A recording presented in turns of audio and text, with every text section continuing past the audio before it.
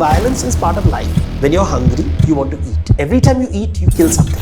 So don't be under the impression violence is not going to be there. But the question is, people say, oh, there's greed. I said, who is greedy? Because every rich man says other people are greedy. My hunger is ambition. Your hunger is greed. Because the only way to be content is to be dead. And these are foundational principles of culture. We don't ask questions, why is Japanese society xenophobic? People often mistake this term. They say, as you sow, so you reap.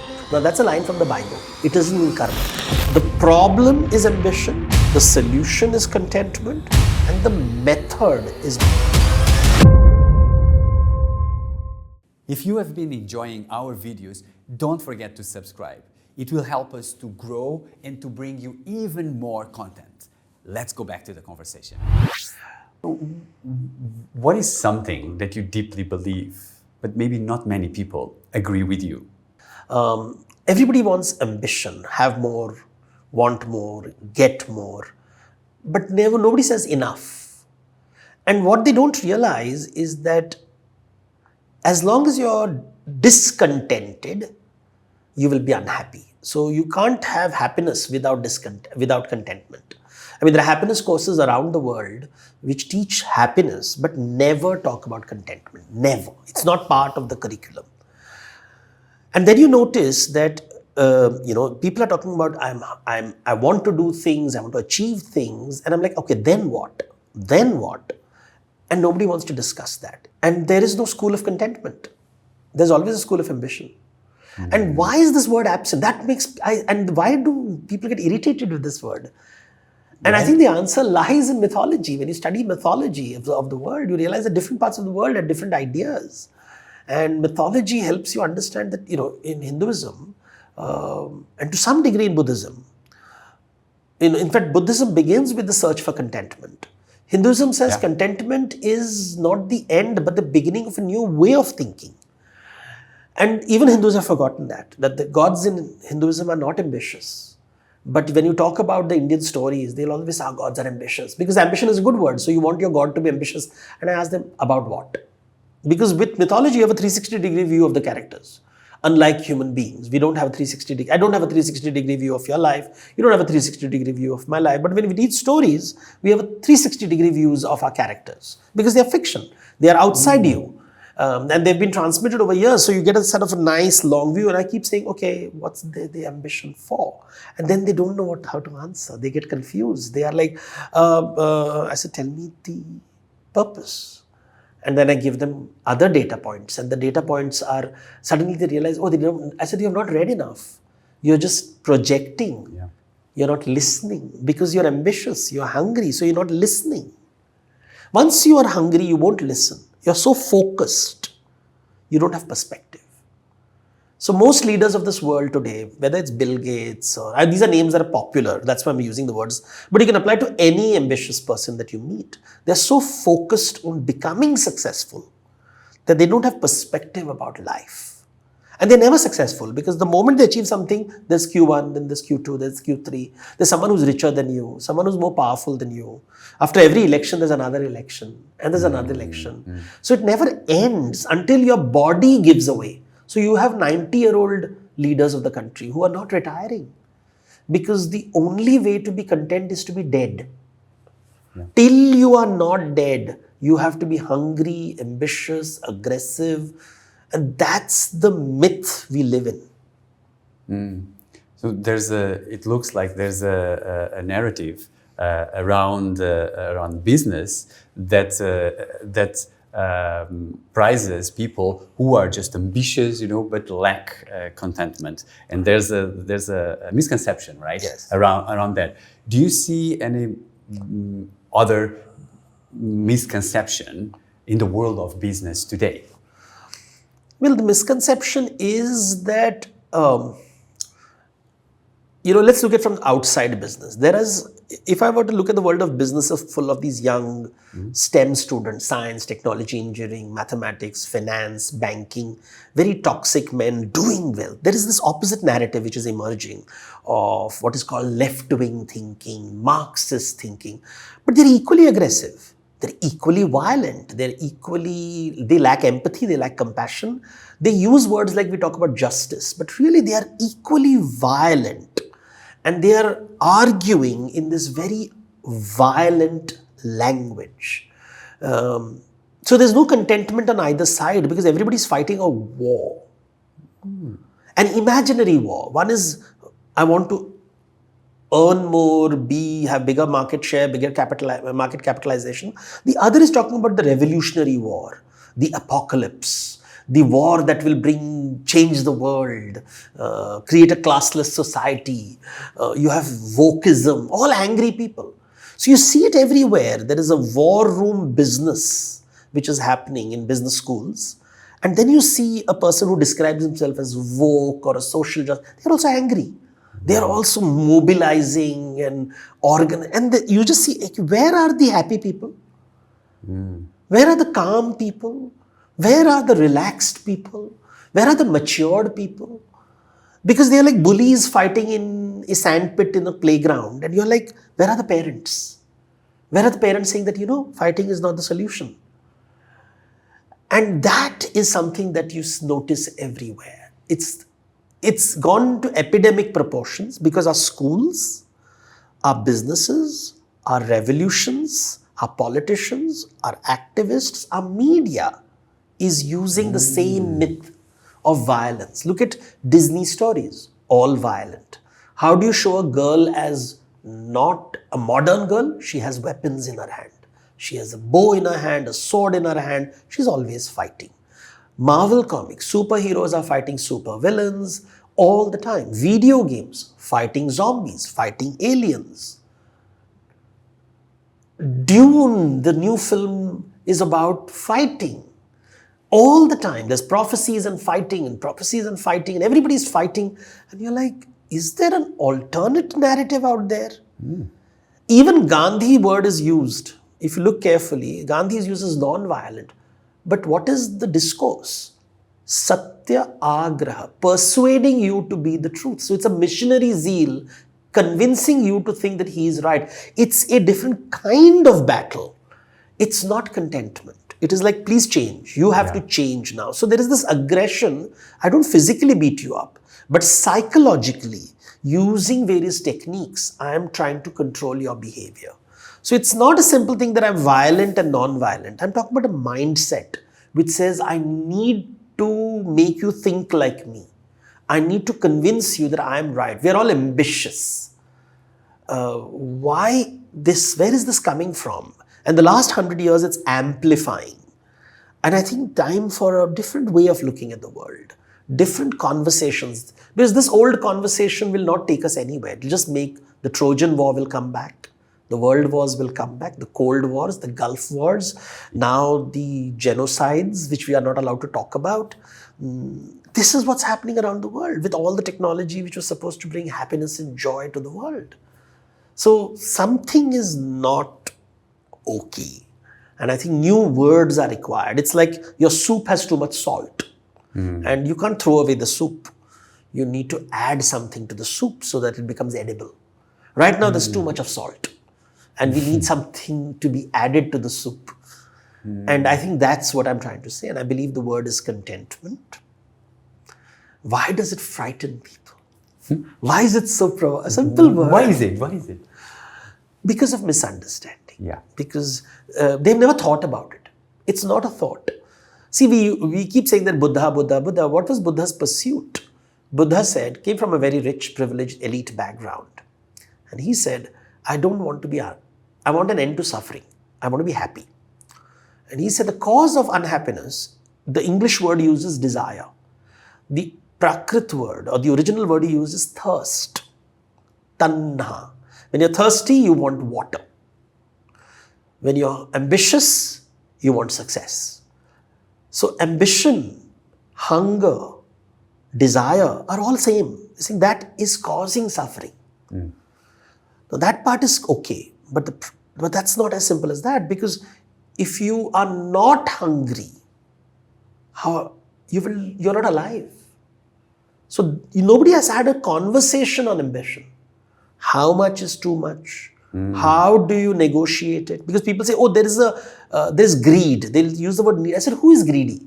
Because every rich man says other people are greedy. My hunger is ambition. Your hunger is greed. Is America's ambition greed? Is Congo's ambition need? Whose ambition is greed? Is the European Union's ambition greed?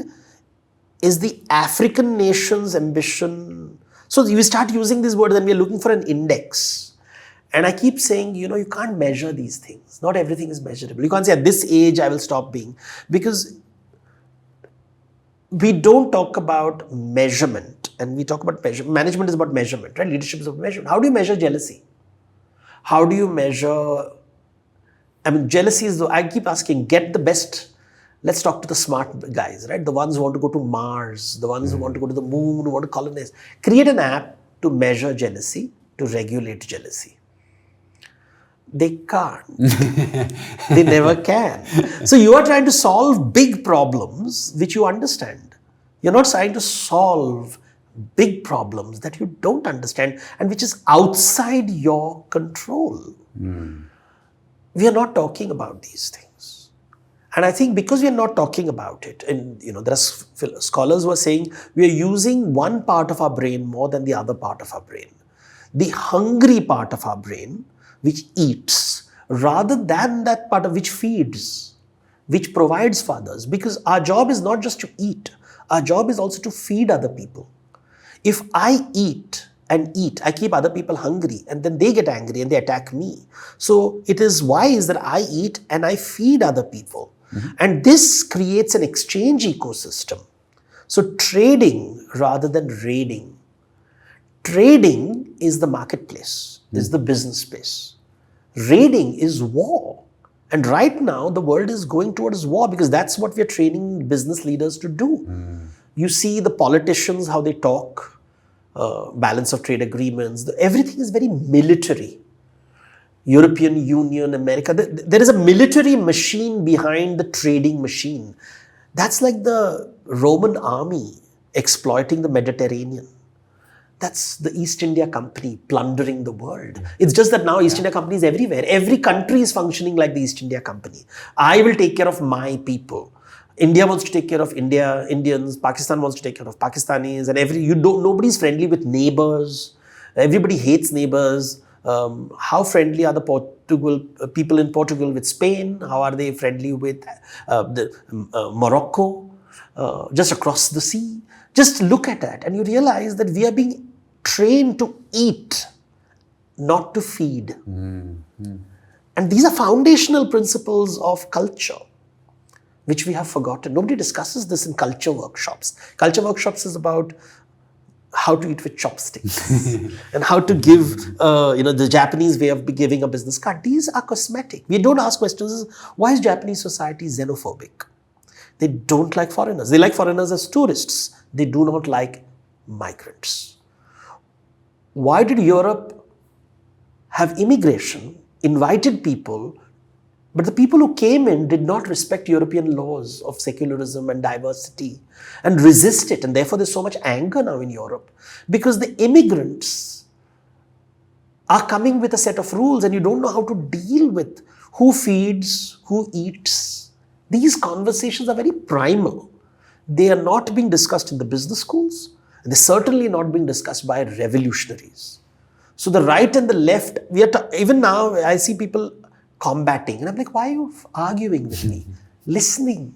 I'm giving you a new idea. I'm not saying what you're doing is wrong. I'm saying what you're doing is disproportionate. We are listening. When I say a new idea, contentment, they think I'm anti-ambition. Because that's we are trained. Anything who doesn't agree with you is my enemy. That's what they say, right? So if I talk about contentment, they see me as a threat to ambition. When I'm saying, you know what, the salt is extra, it's disproportionate. And when do you say it's enough? When do you say I've eaten enough? In diet, we say that, hey, stop eating too much food. Balance your proteins, carbohydrates, fats. But now I'm saying that start looking at other people's meals around you. Don't control them, but observe how they eat. But we are now insisting on controlling other people's diet. So veganism is also violent, and vegetarianism is violent. Meat eating becomes violent. Everybody wants to, this kind of is what I'm talking about. I would like to focus, and I think the problem is ambition, the solution is contentment, and the method is mythology. How can mythology help us in let's say in the business world today?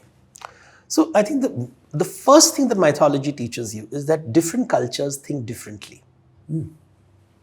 So you never have, anywhere you see a single discourse, you should be uncomfortable. So let's look at a debate, for example. People are debating. Now the purpose of a debate is to win.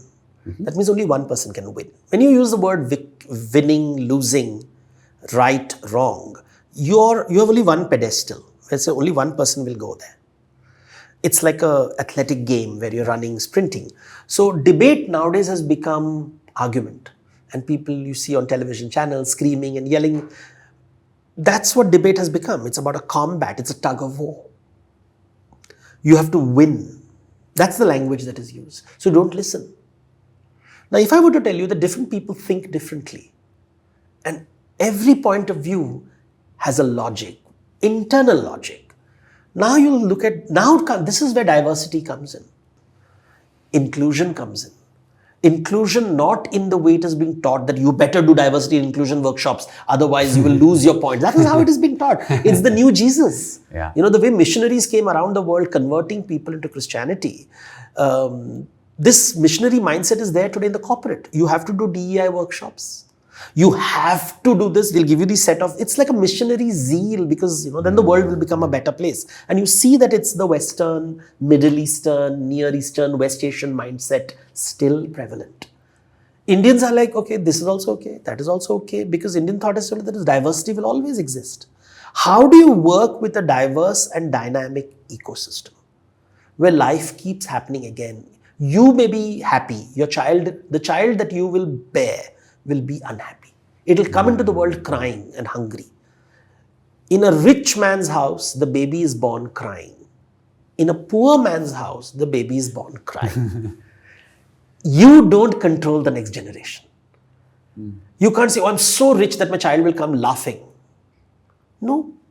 It'll keep crying and crying and crying. Just what happens in a poor man, in a homeless man's house. When he or woman bears a child, the child will cry.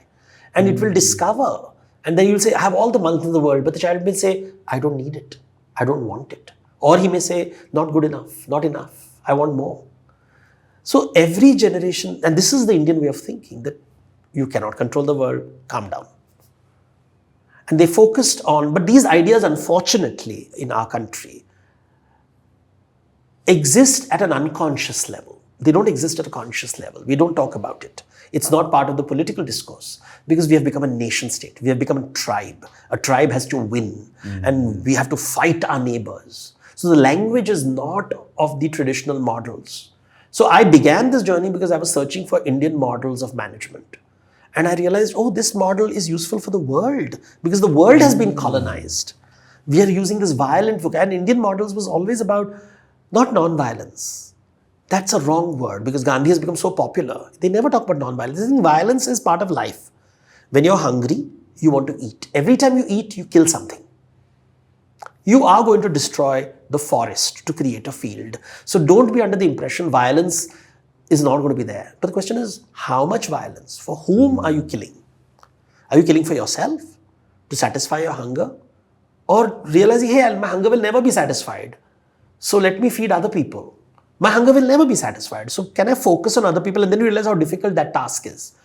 Oh, I see. So what I find fascinating is that you went back to history, to mythology, to understand wisdom that is very, very important, but somehow it got lost along the way. And you want to bring that wisdom that you believe it can be very useful and important in today's life and also business, yes. Right? I think like you wrote so many books and like so many stories. Is there a particular story that you can share from mythology that can help a leader to understand their role and how to create impact? So, business, let's simplify it. Business about money. Yeah. And in India, we worship money. We call her a goddess called Lakshmi. And she's considered to be a very restless goddess. In in English, there's a phrase called fortune is fickle. She keeps moving here and there. You never know where money is going. So let's look at the story of this goddess. This goddess is always attracted to one god. And his name is Vishnu. He's considered to be, and what is his major quality? He's content. So that was my first clue. He's not ambitious. Because there's another god who's very ambitious and insecure, and he loves being rich. And the goddess Lakshmi doesn't like him very much. She wants to run away from his house towards Vishnu's house. So she's moving out of the ambitious man's house, who's always quarreling with everyone, and going to the content man's house. And I'm like, hey, that's a great story for business. Because we are today in this world of this ambitious man. So he's called Indra. In Buddhism, he's called Sakra. And he is or Sakra, and he is considered to be the king of the gods. And he is very rich. He has everything in the world. He has wish-fulfilling cows, wish-fulfilling trees. He has got the cornucopia. He has everything. But he's insecure. He's afraid that his position is not permanent. His throne is always wobbling. He is afraid that his demand will go down. People will not want him anymore. They won't worship him anymore.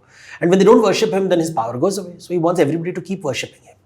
So imagine a culture which says, this is the king of the gods. Don't worship him. See, he has everything. He shares only when you bow to him. He is nervous about losing. When I was describing this Indra, I said, he's afraid of competition. He's afraid of regulators. He's afraid of his workers. He's afraid of his customers losing interest in him. He sounds like a business corporation. And this story is 2000 years old. Yeah. Told in Buddhism, Jainism, Hinduism. And these ideas of hunger and contentment are not found in the Bible. They're not part of the discourse. They're part of this discourse. The discourse here is about hunger, and the God who is always hungry should not be worshipped. Worship someone who's content. So you have these two gods who are content in Hindu mythology. One god is Shiva. He's relaxed. He's considered to be, he doesn't care much about the world. He's so relaxed that people think he's a fool. And then the demons try to take advantage of his gullible nature. And he's like, no matter what I give you, you will fail. But he gives it to you. So that's one form. The other god is like, he won't give it to you. He'll play games with you. That's why Vishnu is considered the game player, the gamer, Leela. He keeps playing with you. He'll say, if you want something, I'll help you out. And he'll make your life miserable. He'll give you and make you miserable. And say, he won't say, I told you so. He'll just watch. He'll say, I'm not in a hurry. Next life. Indians believe in rebirth. You be in the merry-go-round, be in the merry-go-round, be in the merry-go-round, till one day you realize, hey, it's not about eating, it's about feeding. It's not about eating, it's about feeding. It's not about non-violence. It's about asking, for whom am I violent? How much violence is okay? For whom? Think of other people. You live in an ecosystem of other people. Now, these are ideas that came. These are the stories that I tell when I talk about Hindu mythology. But for leaders today, how can they, maybe you can tell, what can we learn from mythology so that a leader can implement today to become successful? So he has to first listen to the story of the organization. Now, if you're working for a war organization, if you want to keep your job, you better be the warrior. But for your own personal life, remember those rules don't apply. I see. Your job is different from your life. Don't make your job rules become your rules. Your job rules, you've signed up, you need a salary, you need to live a comfortable life. They are telling you the rules of the game. They believe in war. They want you to be the general. They want you to be the commando. Do what they're telling you to do. But don't let that get into you when you start believing in violence and extraction and saying that, there are different ways, and we are dealing with people. They are dealing with technology which doesn't look at them. Technology doesn't look at you.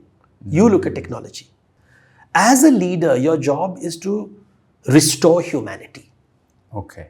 Even if you are firing a person, don't take away his dignity. Even if you're reprimanding people, give them the humanity. And I think understanding the job of the leader today is not how to survive technology, how to be decent human beings with each other. And that's very important, so that you have to live in this world which has been created for you by powerful people.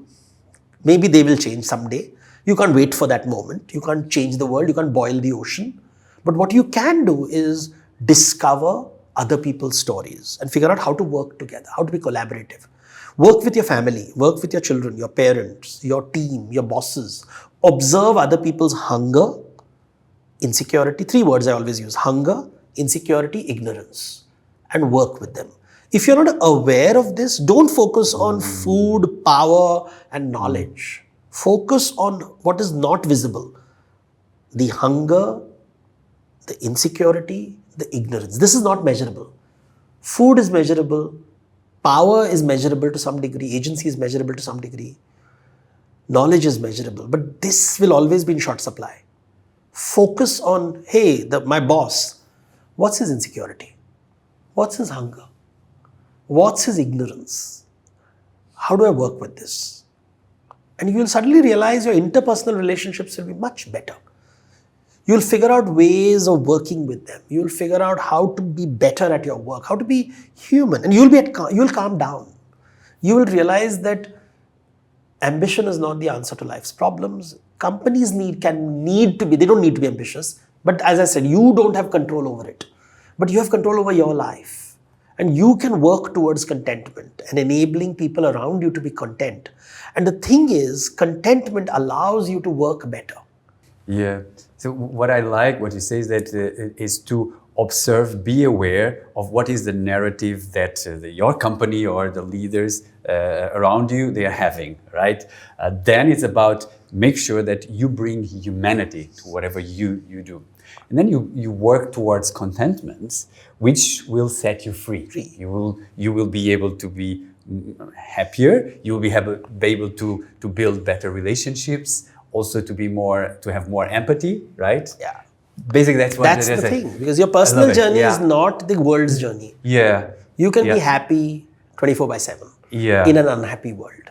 Yeah. No, I like it. I think to finalize, there are 2 principles that I learned in India, and I would love you to help us. Which is the principle of karma and dharma? How can leaders use these 2 principles to succeed in their work? So, karma is consequence. Yes. Every action has a consequence. Which means when you say I'm solving a problem, remember your solution can create a new problem. So that's karma. You can't help it. That's the way the world, no matter what you do, there will be a consequence which may or may not be in your favor. Or maybe simultaneously, there will be some things that will work for you, some things that will not work for you. People often mistake this term. They say, as you sow, so you reap, is a word that is used. Now, that's a line from the Bible. It doesn't mean karma. Because here you seem to have control. I have sown a guava and I will get a tree with guava. That's not karma. Karma says, you can sow whatever you want. Some things will come that you predict, but many things that will come which is you don't predict. Okay. Some people will be happy, some people will be unhappy. So that's karma. You can't control this. This is a natural way the world functions. So whatever you do, there will be a natural consequence to it. Perfect. No matter what you do. Yeah. Now comes dharma. So in this world, how do I function? So as long as you are focused on your hunger, you're still an animal. Humans are the only species in this planet which can be concerned about other people's hunger, which can display compassion, not just within the species, but also outside the species. For large numbers of people, this compassion is where your humanity lies, the ability to feed other people. So in a world where everybody is hungry, if you move towards contentment so that you can feed other people, you can't feed unless you're content. You're in the dharmic path. That's the meaning of the word dharma. Oh, I see. When you see other people's hunger and outgrow your own. Because in nature, everybody is hungry. Plants are hungry, animals are hungry, humans are hungry. That's natural. Hunger creates violence. That's always going to happen. You cannot just stop this. But what you can do is, you can be content and you can feed other people. This is in your control. If you work, if you want to feed other people, you have to first be content. If you have to be content, you have to figure out what is your hunger. So the story changes. So dharma is when I feed you. In order to feed you, I have to be content. In order to be content, I have to rationalize my ambition and understand where is it coming from. That's the dharmic path. That's why yoga, dharma are put together, because you start thinking about your self-awareness. Self-awareness without knowledge of others is Maslow. Yeah. And that's not working. Everybody says, I'm self-aware. I said, self-awareness without awareness of people around you is not self-awareness. Rules for the rich are very different from rules for the poor. Rules for the old are very different from the rules for the young. So when you use these sentences, we use this one way of living. We are following the Western model. One rule for everyone. Let's look at the context. The rule for Bill Gates cannot be what is there for the intern. So let's ask. So when Bill Gates comes to give a lecture to the intern, he should say, these are things I have now abandoned, but they're good for you. It's not that I have lived by these principles. They have to be redundant for him.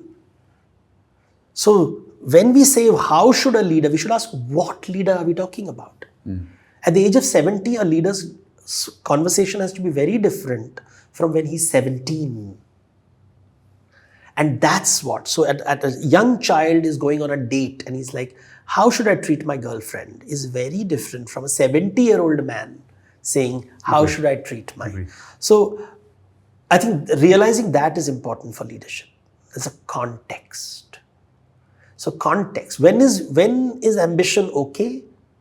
When does the journey of contentment... Ambition should go down. Contentment should rise. Compassion should rise. At what rate is it rising is up to you. You know, I have this model which I use called, as is belief, so is behavior, so is business. Business is a function of behavior. Behavior is measurable. Belief is not measurable. But we can see the belief through surrogate markers. The fact that the world is violent is an outcome. So people are violent, the behavior is violent, is because they believe there is shortage of food. Scarcity mindset. So the richest people in the world think they're hungry, they have no food. They use words like value proposition. But look at the richest people, they have scarcity. The richest people are not gracious. The richest people don't open their doors to strangers and refugees because they know the strangers and refugees will destroy their ecosystem, which is also true. So this belief system is where the word for belief system is myth. Yeah. And I think that's what leaders have to understand, that everybody's stories are different and the message is your truth is not other people's truth. Respect that. Once you figure that out, and your truth need not be ambition, your truth can be contentment.